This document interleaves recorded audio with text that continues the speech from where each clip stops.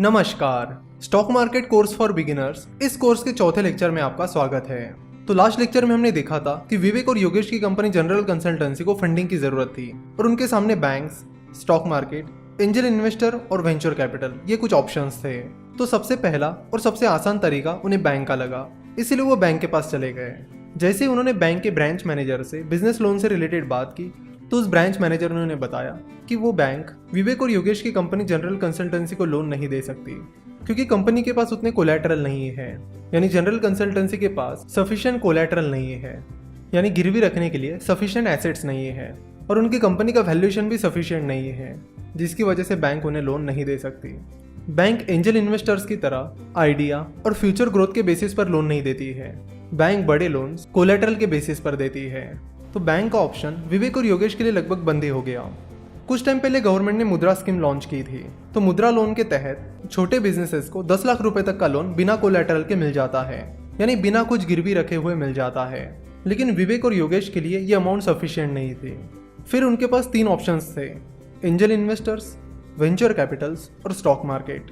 अगर stock market की बात की जाए तो early stage startups stock market से पैसा नहीं उठा सकते। जिन कंपनीज का प्रूवन ट्रैक रिकॉर्ड है, पिछले कुछ सालों में अच्छा खासा बिजनेस परफॉर्मेंस है, वही कंपनी स्टॉक मार्केट से पैसा रेज कर सकती है। विवेक और योगेश की कंपनी जनरल कंसल्टेंसी एक बहुत ही नई कंपनी थी।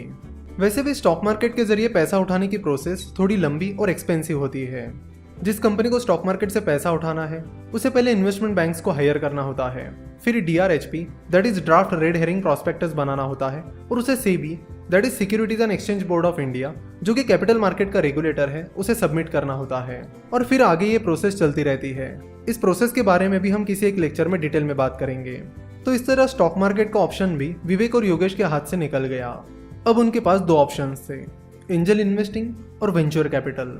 चलो तो देखते हैं कि ये वेंचर कैपिटल क्या होता है।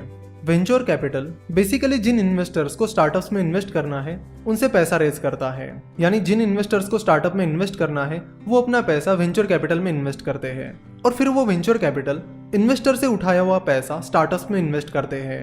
तो एक तरह से वो म्यूचुअल फंड की तरह ही काम करते हैं। पर म्यूचुअल फंड और वेंचर कैपिटल में मेन डिफरेंसेस ये है कि म्यूचुअल फंड बहुत सारे लोगों से पैसा इकट्ठा करते हैं, वही वेंचर कैपिटल गिने चुने हाई नेटवर्थ इन्वेस्टर से ही पैसा उठाते हैं। दूसरा मेन डिफरेंस ये है कि म्यूचुअल फंड में इन्वेस्टर 500 या 1000 रुपए भी इन्वेस्ट कर सकते हैं, लेकिन वेंचर कैपिटल में आप 500-1000 रुपए इन्वेस्ट नहीं कर सकते। वेंचर कैपिटल सिर्फ हाई नेटवर्थ इन्वेस्टर से ही पैसा इकट्ठा करते हैं, यानी उन्हीं इन्वेस्टर से पैसा इकट्ठा करते हैं जिनकी नेटवर्थ बहुत ज्यादा है।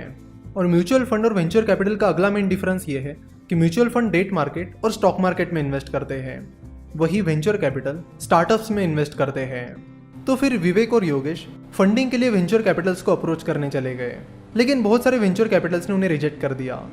बहुत सारे रिजेक्शंस के बाद उन्हें पता चला कि वेंचर कैपिटल्स बहुत ही अर्ली स्टेज स्टार्टअप्स में रेयरली इन्वेस्ट करते हैं। वो मेनली ग्रोथ स्टेज स्टार्टअप्स में इन्वेस्ट करते हैं, यानी उन स्टार्टअप्स में इन्वेस्ट करते हैं जिनका बिजनेस मॉडल सेट है और वो कंपनी अब ग्रोथ ट्रैक पर है। विवेक और योगेश की कंपनी अभी तो बहुत ही स्टार्टिंग फेज में थी, ना तो उनका बिजनेस मॉडल सेट था ना ही वो ग्रोथ ट्रैक पर थे, वो तो बस अपने बहुत ही शुरुआती दौर में थे। तो फिर अगला ऑप्शन उनके पास जो था वो था एंजल इन्वेस्टिंग, यानी एंजल इन्वेस्टर्स को अप्रोच करना। एंजल इन्वेस्टर एक इंडिविजुअल होता है जो स्टार्टअप्स में इन्वेस्ट करता है। Angel investors generally early stage startups में इन्वेस्ट करते हैं, यानी उन स्टार्टअप्स में इन्वेस्ट करते हैं जो बहुत ही शुरुआती दौर में है। तो विवेक और योगेश की कंपनी अभी शुरुआती दौर में थी, इसलिए उन्होंने एंजल इन्वेस्टर्स को अप्रोच करना शुरू किया।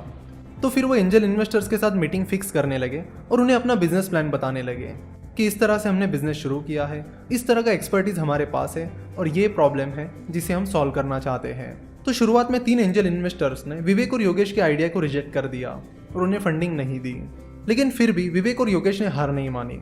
वो और भी एंजल इन्वेस्टर्स को अप्रोच करने लगे और फिर फाइनली एक एंजल इन्वेस्टर को विवेक और योगेश की आइडिया पसंद आ गई और वो उन्हें फंडिंग देने के लिए राजी हो गए। मान लेते कि उस एंजल इन्वेस्टर का नाम रोहन पटेल है। तो मिस्टर रोहन पटेल से विवेक और योगेश की कंपनी जनरल कंसल्टेंसी को 2 करोड़ की फंडिंग मिल गई।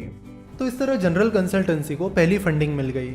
इस फंडिंग की मदद से विवेक और योगेश अपना बिजनेस आगे बढ़ाने लगे, जिसके चलते जनरल कंसल्टेंसी का रेवेन्यू बढ़ने लगा और कंपनी अच्छा परफॉर्म करने लगी।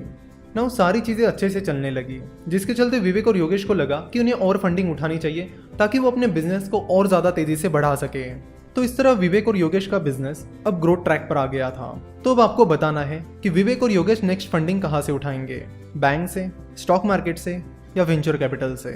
तो नेक्स्ट पार्ट में हम इस स्टोरी को आगे कंटिन्यू करेंगे। आशा करता हूँ कि आपको आज का ये लेक्चर पसंद आया होगा।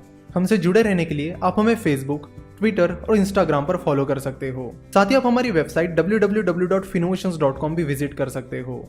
आज का ये वीडियो देखने के लिए और हमारे साथ जुड़े रहने के लिए आपका बहुत बहुत धन्यवाद।